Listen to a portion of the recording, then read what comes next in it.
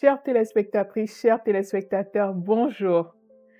C'est un nouveau rendez-vous que j'ai avec vous pour cette nouvelle édition de ma chronique fiscale.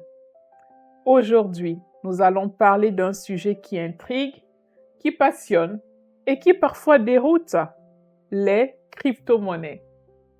Bitcoin, Ethereum, Binance Coin, ces noms résonnent de plus en plus souvent dans les conversations, mais leur fiscalité demeure encore floue dans de nombreux pays africains. Alors, comment les États peuvent-ils appréhender ce nouvel univers? Et surtout, comment préserver leur souveraineté fiscale dans un monde où la monnaie devient virtuelle?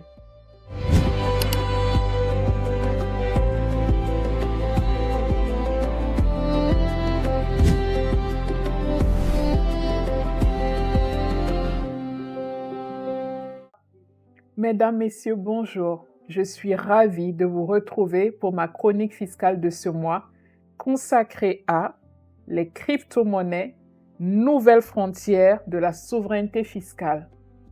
Un thème qui met en lumière les défis inédits que posent les actifs numériques à la régulation, à la transparence et à la mobilisation des recettes publiques. Comme l'a rappelé Denis Baud, sous-gouverneur de la Banque de France, dans une tribune publiée le 28 janvier 2025 dans l'Opinion, il dit que notre monnaie unique constitue un bien commun. Sa privatisation sous la forme de cryptoactifs insuffisamment régulés serait porteuse de risques pour leurs détenteurs, d'instabilité pour notre système de paiement et d'une perte de contrôle stratégique sur nos transactions du quotidien. Ce cri d'alarme du sous-gouverneur de la Banque de France révèle un paradoxe. Alors que les États européens multiplient les dispositifs pour taxer les crypto-monnaies, ils découvrent avec effroi que la véritable bataille ne se joue pas sur le terrain fiscal, mais sur celui de la souveraineté monétaire elle-même. Avant d'aller plus loin, posons les bases.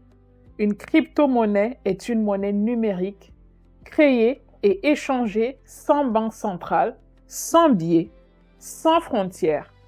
Elle repose sur la blockchain, un registre numérique décentralisé qui enregistre toutes les transactions de façon traçable et infalsifiable.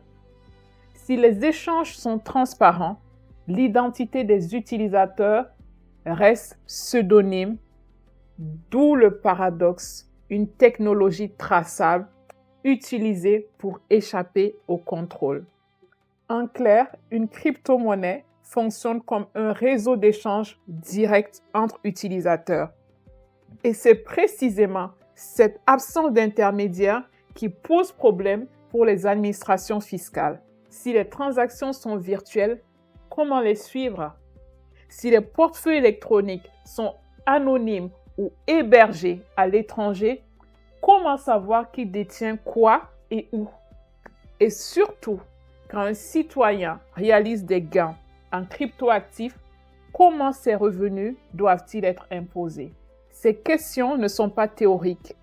Elles sont au cœur des débats fiscaux contemporains et elles prennent une importance particulière en Afrique, où les crypto-monnaies connaissent un véritable essor. Selon plusieurs rapports récents, plus de 50 millions d'Africains utilisent déjà des crypto-monnaies, principalement pour épargner, transférer de l'argent ou contourner les restrictions bancaires. Des plateformes locales apparaissent, des paiements se diversifient et certains jeunes entrepreneurs les utilisent pour financer leurs activités. Mais cette innovation a un revers. Une zone grise fiscale. La plupart de ces transactions échappent aujourd'hui à tout cadre de déclaration, faute de législation claire ou de moyens de contrôle adaptés. Prenons quelques exemples pour mieux comprendre. Au Nigeria, les autorités ont interdit les transactions en crypto-monnaie dans le système bancaire formel en 2021 avant de revenir partiellement sur cette décision pour mieux encadrer le secteur. Mais sur le plan fiscal, les gains réalisés restent difficiles à suivre car les échanges se font principalement sur des plateformes étrangères. Au Kenya, la Banque centrale a reconnu l'existence des crypto-monnaies, mais ne les considère pas comme une monnaie légale. Les autorités fiscales ont néanmoins commencé à réfléchir à un cadre d'imposition des revenus numériques, incluant les gains liés aux cryptos. Et en Afrique du Sud, l'administration fiscale, la SARS, impose désormais les plus-values issues de la vente des crypto-monnaies, considérées comme des actifs numériques. C'est l'un des cadres les plus avancés du continent. Ces exemples montrent une chose simple. L'Afrique avance, mais de manière fragmentée. Chaque pays expérimente, souvent seul et sans cadre régional ni harmonisation. Et c'est là que la question de la souveraineté fiscale se pose. Si les transactions, les plateformes et les serveurs sont situés à l'étranger, comment les États peuvent-ils encore percevoir leur part légitime d'impôt? Pour aller de l'avant, plusieurs pistes se dessinent. D'abord, clarifier le statut fiscal des crypto-monnaies. Les gains issus de leur vente doivent être considérés, selon les cas, comme des revenus de capital, des bénéfices commerciaux ou des plus-values. Ensuite, il faut collaborer avec les plateformes d'échange. Les États peuvent exiger que les opérateurs locaux transmettent certaines informations, notamment les volumes de transactions ou l'identité des utilisateurs. Troisièmement, il faut former les administrations fiscales. L'économie numérique exige de nouvelles compétences.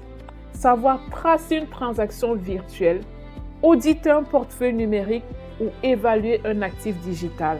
Enfin, il faut sensibiliser les citoyens.